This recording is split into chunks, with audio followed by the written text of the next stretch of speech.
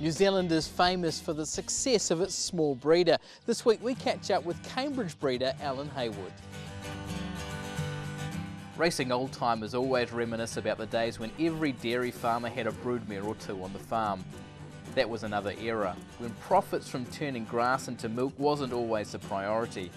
But there are still pockets of rural New Zealand where cow cockies retain a love of breeding and racing, and the Waikato farm of Allan and Patricia Hayward and their son Allan just happens to be one of them.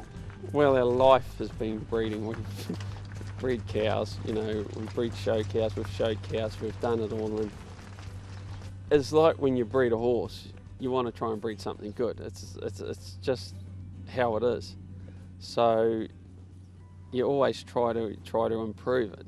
Our horses are treated exactly the same as the cattle, and yeah, we want, if we're going to do it, we want to breed something good and work with something good if we can. The dairy farm is your first priority sort of thing. Like, the hardest thing is if you've got a horse race and you haven't got someone to milk the cows, you've got to stay home and milk the cows, because that is your first priority. The Hayward's farm at Rotororangi near Cambridge is primarily a dairy farm running pedigree Angus and Murray Grey beef herds, and up until very recently the Haywards were only breeding from one mare, Lady of Oakview. My parents bred Lady of Oakview, and I decided I wanted to try and race a horse, so I asked if I could race her, and they were willing to let me have a go, so it all started from there really. Retired with a fractured sesamoid after 4 starts for 1 second placing, Diamond Express mare Lady of Oakview had shown Allan Hayward enough to pursue a stud career, Allan and his parents taking turns to retain her foals. Allan began by sending Lady of Oakview to Cheval stud stallion El Hermano, whose service fee was a mere $500. The result was Farm Boy. We broke him in, and for the first 6 months I rode him around on the farm, and we'd do about 8 or 10 rounds of a paddock. And I mean, I don't know much about horses, I suppose, and we wanted to give him a bit of a canter out and gallop out, and it was enough that I thought, you know, paddocks are not the place for this horse. So we rang Tim and Margaret and off he went, and probably 2 months in, Margaret said there's something, he's got something there. Under the guidance of Cambridge trainers Tim and Margaret Carter, Farm Boy has gone on to win 5 races, placing in the Group 1 Wait for Age New Zealand Stakes and winning the Group 2 Avondale Cup at Ellerslie. Farm Boy in front here at the 150. From on the inside, El Soldado. King Commander's coming out after the pack and wider out Rock Diva. It's Farm Boy in front at the 100 metres. King Commander's trying hard with El Soldado. Farm Boy, King Commander, lunge but missed. Farm Boy won it. He went to the Avondale Cup, and yeah, we thought he wasn't going to come through, but when he came through, it was pretty breathtaking. Yeah. And then to the stakes, the New Zealand Stakes, where he got checked on the corner, and if he hadn't have been checked, I was sort of asked where would have he finished. You know, it's pretty amazing, really. How do you pinch yourself every day, wondering how good is the horse, and is he really as good as you think he is? It leaves you. It's hard to describe, really, because, I mean, have we seen the best of him yet, or is he going to be better? I don't know.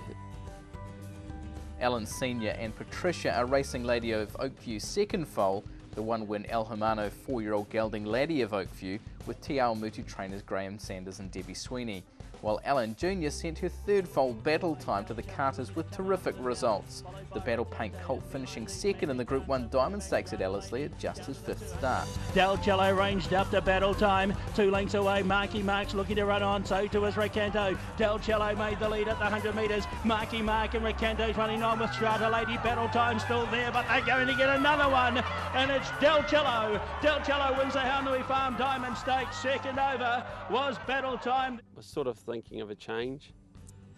That's when we went to Battle Paint, and I mean, he's a lovely type of a horse as well, and they were starting to perform with him too, so we went to Battle Paint and we got Battle Time.